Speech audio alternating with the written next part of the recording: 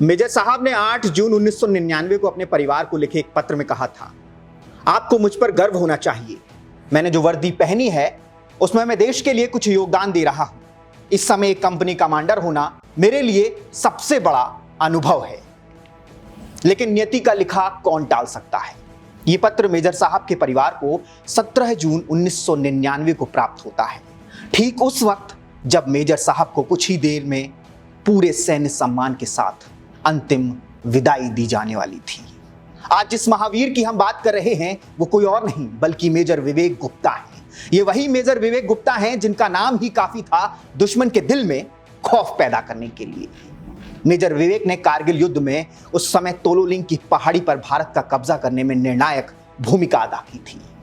इनकी 2 Rajputana rifles battalion Kargil war के उस चरण में शामिल हुई थी जब इन्हें दुश्मन के संख्या बल और उनकी स्थिति की सटीक जानकारी तक नहीं थी। राजपूताना राइफल्स की इस बटालियन में शामिल विवेक गुप्ता और उनके साथी सैनिकों को पॉइंट 4590 पर अपना नियंत्रण कायम करने का आदेश दिया गया था और इस मिशन में सफल होने के लिए जवानों को एक जोखिम भरा बर्फीली पहाड़ी की बीहड़ रास्ते से गुजरकर ही जाना होता है।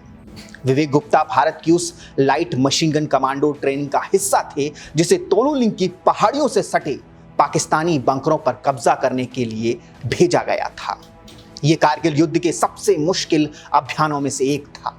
इसमें जोखिम भरे पहाड़ी रास्ते पर चढ़ाई चढ़ते हुए उस बंकर तक पहुंचना था जहां दुश्मन रणनीतिक रूप से बहुत मजबूत स्थिति में था।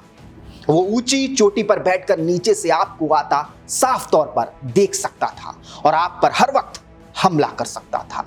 हिमालय की उन बर्फीली ढलानों की बीहड़ पगडंडियों पर शौर्य पराक्रम के साथ लड़ते हुए दुश्मनों की 2 चौकियों पर कब्जा करने के बाद 13 जून 1999 को मेजर विवेक अमर बलिदानी हो गए। युद्ध के मैदान में चौतरफा अंधाधुंध गोलियों की बरसात में मेजर विवेक को कई गोलियां लगी थी। गोलियां लगने के बाद भी मेजर विवेक तब तक वीरगति को प्राप्त नहीं हुए थे जब तक कि उन्होंने और उनके साथियों ने 7 पाकिस्तानियों को नहीं मार गिराया था। मेजर विवेक की शहादत के जज्बे को देखकर समूची सैन्य टुकड़ी दुश्मन पर टूट पड़ी थी और अंततः तोलोलिंग पर कब्जा कर दुश्मन को खदेड़ विजय हासिल की जा सकी।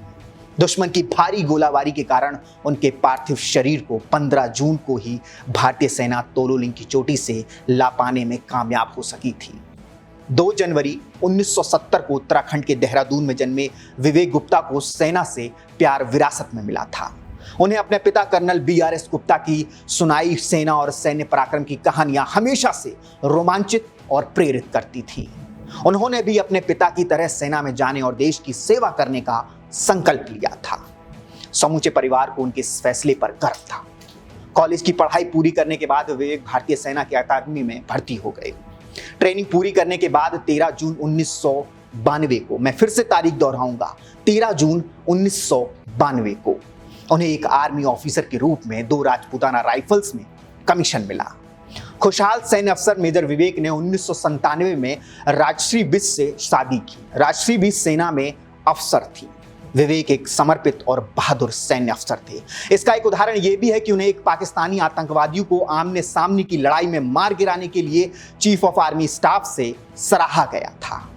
17 जून को पूरे देश ने अपने इस वीर सपूत को अंतिम विदाई दी। जब उनकी पत्नी कैप्टन राजश्री ने अपने पति को अंतिम सलामी दी तो देश में पाकिस्तान के खिलाफ एक उबाल आ गया। 13 जून 1992 को विवेक सेना में भर्ती हुए थे और इसके ठीक 7 साल बाद यानी कि 13 जून 1999 को उन्होंने देश के लिए अपना सर्वोच्च बलिदान दिया। रणभूमि में महान पराक्रम और असाधारण वीरता दिखाने के लिए उन्हें मरणोपरांत महावीर चक्र से सम्मानित किया गया। आज उनके बलिदान दिवस पर शिवालिक जर्नल उन्हें कोटि कोटि नमन करता है और ऐसे शूरवीरों को हमेशा तहे दिल से सलाम करता रहेगा। आप देख रहे थे शिवालिक जर्नल। बहुत बहुत धन्यवाद। अगर आप ये वीडियो YouTube पर देख रहे हैं तो हमारे चैनल को सब्सक्राइब कर बेल आइकन दबाना ना भूलें। अगर आप हमारी वीडियो को Facebook पर देख रहे हैं तो हमारे पेज को फॉलो और लाइक करना ना भूलें।